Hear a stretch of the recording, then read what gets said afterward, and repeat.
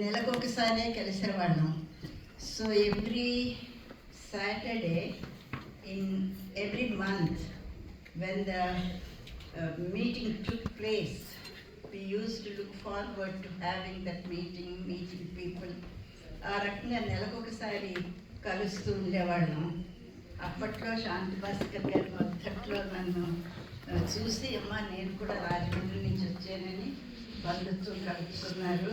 అలాగే బిగినింగ్లో మేము ఒంటరిగా వచ్చి దిగులు పడుతున్న రోజుల్లో మహిళ వారి కుటుంబం వాళ్ళు కూడా ముందుకొచ్చి బంధుత్వాన్ని తెలియజేసి ఎంతో ప్రేమతో ఆదరించారు.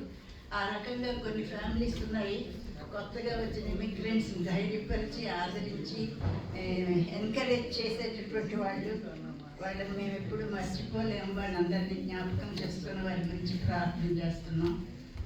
ఈ దేశంలో మన కుటుంబాల్ని బంధువుల్ని వదిలేసి వచ్చిన తర్వాత మనం ఒక ఫ్యామిలీగా మీట్ అవ్వడానికి ప్రభు మనకు అనుగ్రహించినటువంటి యూఈసిఎఫ్ గురించి దేవునికి హృదయపూర్వకంగా వందనాలు చెల్లించుకుంటున్నాం. మరి మొదట్లో శాంతి భాస్కర్ గారు చెప్పారు, భాస్కర్ గారు, విజయ్ గారు, వారి తమ్ముడు రజనీకాంత్ రావు, లాత్ర గారు, మైకిల్ రోజ్ అని ఆయన, మరి మేము కలిసి ప్రార్థన చేసేవాళ్ళం. తర్వాత first family మైలాబాద్ family, Ebenezer Mallepally, మేమందరం కలిసి కొద్ది ఫ్యామిలీస్ ఆరాధిస్తున్నాం. ఈరోజు ఇంతమంది మరి ఐక్యతతో ప్రభువుని ఆరాధించడం అంటే అది దేవుని యొక్క ఆశీర్వాదంగా భావించి నేను దేవునికి వందనాలు చెల్లించుకుంటున్నాను.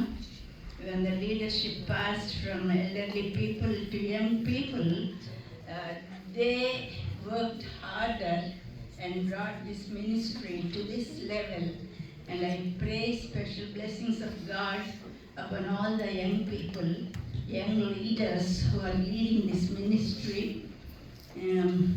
మరి అందరి కోసం ప్రార్థన చేస్తున్నాం. మేము రెగ్యులర్గా రాలేకపోతున్నాం, దూరంగా వెళ్ళిపోయాము, అనారోగ్యం ఒకటి.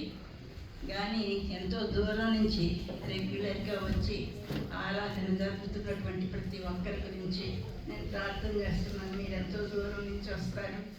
అలాగే కోమల సిస్టర్ పిల్లలు వాళ్ళు కూడా ఎంతో దూరం నుంచి వస్తారు. షార్ట్స్ అయితే మరి ఇంకెక్కడి నుంచి వస్తున్నాడు. అలాగే అందరూ దూర స్థలాల నుంచి వస్తూ ప్రభువుని ఆరాధిస్తున్నారు. మన చర్చిలో మనకి యూనిటీ ఉంది, ఐక్యతతో మనందరం దేవుని ఆరాధించడం చాలా సంతోషంగా ఉంది. మరి చెప్పాలంటే జీవితం it's not an easy thing.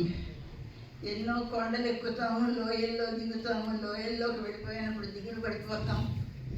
మరి కొండలు ఎక్కినప్పుడు ప్రభుని స్తుతిస్తాం. అందరి జీవితాల్లో కష్టాలు, సుఖాలు, సంతోషాలు అన్నీ ఉంటాయి. మరి 4 సంవత్సరాల నుంచి నేను క్యాన్సర్ ట్రీట్మెంట్ తీసుకుంటున్నాను. మీ అందరికీ తెలుసు బ్లడ్ క్యాన్సర్ అని.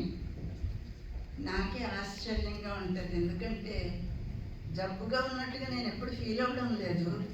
యాక్టివ్గా ఉంటాను, ఆరోగ్యంగా ఉంటాను, నిత్యం ప్రభువుని స్తుతిస్తాను. నేను నిజంగా జబ్బుగా ఉన్నానా అని ప్రభువుని అడుగుతూ ఉంటాను ఒక్కోసారి. మరి బయటకు వెళ్ళినప్పుడు ఇంటికి రాగానే సిక్ అవుతూ ఉంటాను, ఎందుకంటే ఆ ఇమ్యూనిటీ లేదు నాలో. ఎవరైనా నన్ను టచ్ చేసినా, మరి హగ్ చేసినా దాని ఎఫెక్ట్ ఉంటుంది ఇంటికి వెళ్ళిన తర్వాత. అప్పుడు కొంచెం దిగులు పడతాను, ఏంటి ఇట్లా బలహీనపడిపోయానని.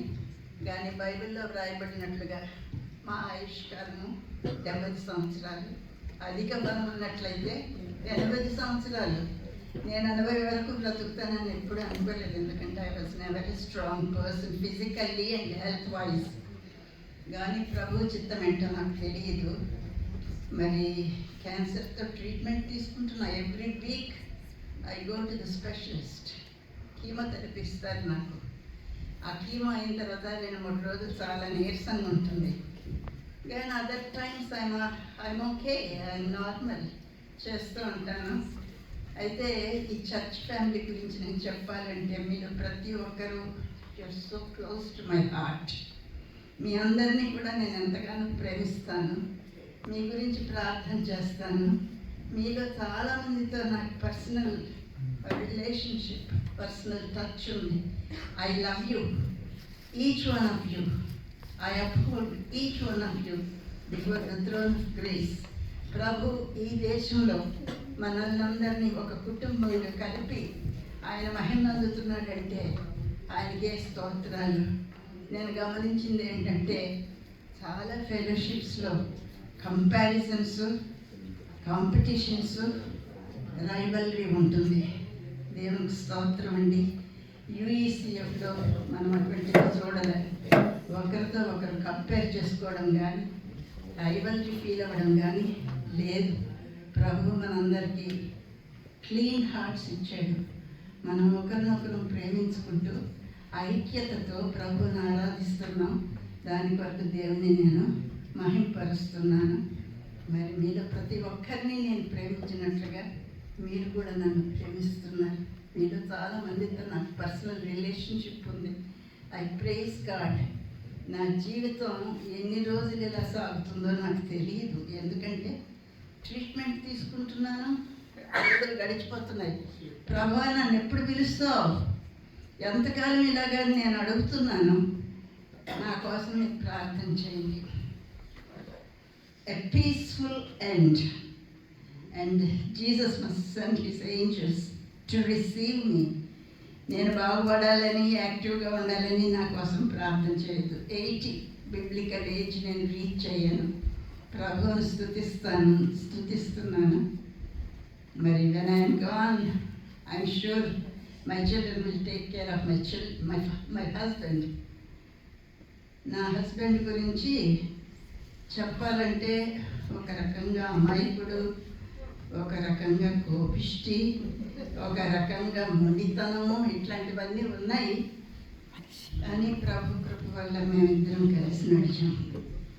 కొండలు లోయలు దాటుకొని వచ్చాం. Life is not bed of roses, but God gave us patience. మరి నేను ఆ మాట ఎందుకు చెప్తున్నానంటే ఎంతోమంది యవనపు స్త్రీలు ఇక్కడ ఉన్నారు. మనం ఆశించిన విధంగా మన హస్బెండ్స్ ఉండరు. మనం ఒక రకంగా ఆలోచిస్తాం, వారు ఒక రకంగా ఆలోచిస్తారు. చిన్న చిన్న గొడవలు,